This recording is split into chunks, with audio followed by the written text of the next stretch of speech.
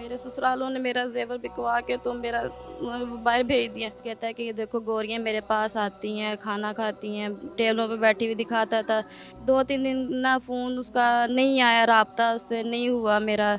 तो उसके बाद ना फ़ोन करके एक दिन कहता है कि मैंने शादी कर ली है, उठाओ अपने बच्चे जाओ यहाँ से, घर से उन्होंने आपको घर से निकाल दिया? घर से निकाल दिया मुझे।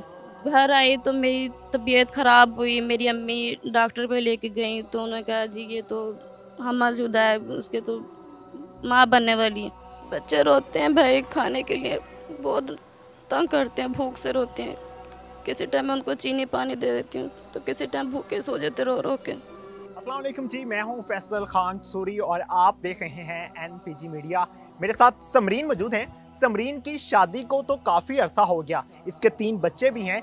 इसका शौहर बाहर गया कमाने के लिए कि मैं अपने बच्चों की अच्छे से कफालत कर सकूं, अच्छे स्कूलों में पढ़ा सकूं, अच्छा इन्वायरमेंट दे सकूं, लेकिन ऐसा मुमकिन ना हो सका।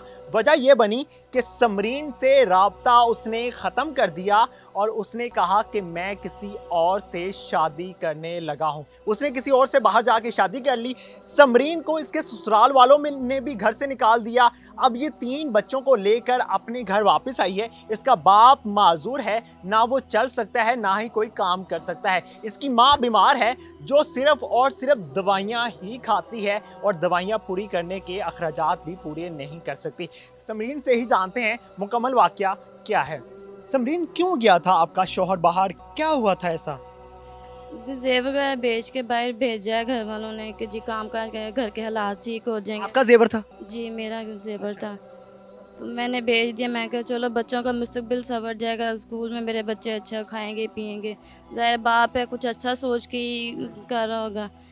तो वो चला गया, बात वगैरह होती रही, ठीक था, महीना मेरे बात चीज़ बिल्कुल ठीक ठाक हुई है।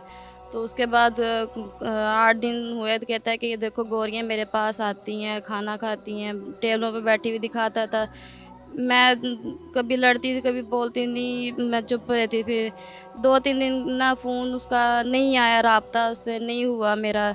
तो उसके बाद ना फ़ोन करके एक दिन कहता है कि मैंने शादी कर ली है। जी किससे शादी कर ली उसने? गौरी से शादी कर ली है। मैंने कहा क्यों शादी कर ली, ऐसे शादी की नौबत क्या आ गई है। वो इतना फ़ोन करके उसने बंद कर दिया, उसके बाद उसने दोबारा फ़ोन ही नहीं किया। मैंने इसके माँ बाप को बताया, अपने सास ससुर को, तो वो सुन के ना तो उन्होंने मुझे कहा कि उठाओ अपने बच्चे जाओ यहाँ से, घर से उन्होंने घर से निकाल दिया? घर से निकाल दिया मुझे। मैं अब कहाँ जाती, माँ बाप का सहारा था मुझे, तो मैं अपने माँ बाप के पास आ गई।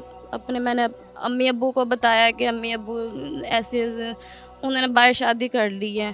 तो वो अब नहीं मेरे से कोई उनके घर वालों ने मुझे धक्के दे के बाहर निकाल दिया है। कितने बच्चे हैं आपके? मेरे 3 बच्चे हैं, 2 बेटी 1 बेटा। बच्चों को भी निकाल दिए? बच्चों को भी निकाल दिए। वो कहते जब हमारा बेटा ही नहीं है तो तुम्हारे साथ तो तुम्हारे साथ क्या हमारा ताल्लुक ना। को बाहर से कोई खर्चा वगैरह भी नहीं भेजता? नहीं, एक दफ़ा उसने भेजा था, उसके बाद कोई नहीं। जब उसने शादी का बताया उसके बाद कोई राब्ता नहीं, कोई वजह नहीं। घर आई तो मेरी तबीयत ख़राब हुई, मेरी अम्मी डॉक्टर पे लेके गई तो उन्होंने कहा जी ये तो हमलशुदा है, उसके तो माँ बनने वाली है। अब आप बताएं मैं ऐसी हालत में क्या करूँ। ना तो घर वालों ने रखा है, ससुराल वालों ने, ना ही शोहर की। मैं ऐसी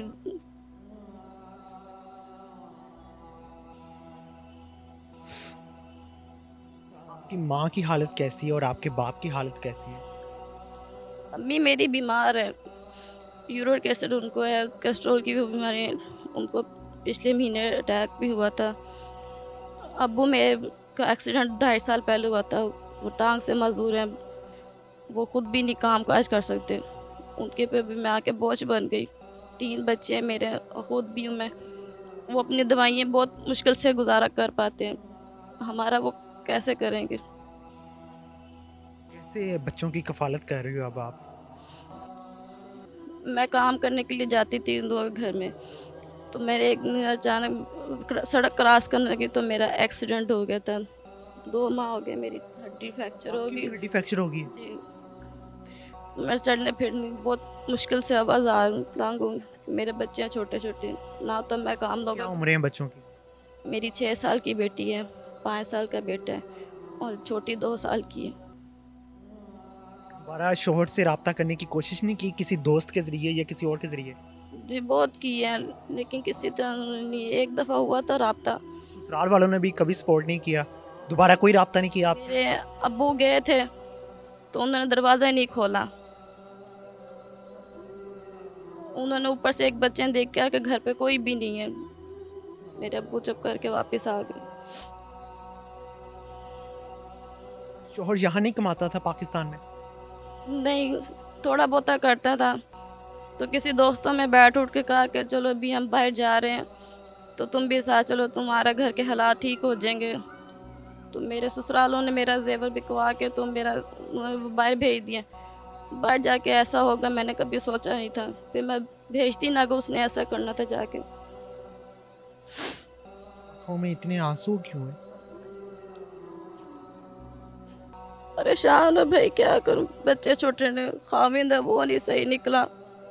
बाहर जाकर उसने शादी कर ली, कोई सहारा ही नहीं कुछ।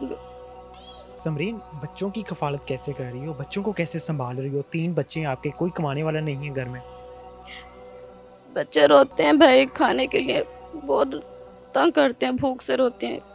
किसी टाइम मैं उनको चीनी पानी दे देती हूँ तो किसी टाइम भूखे सो जाते रो रो के।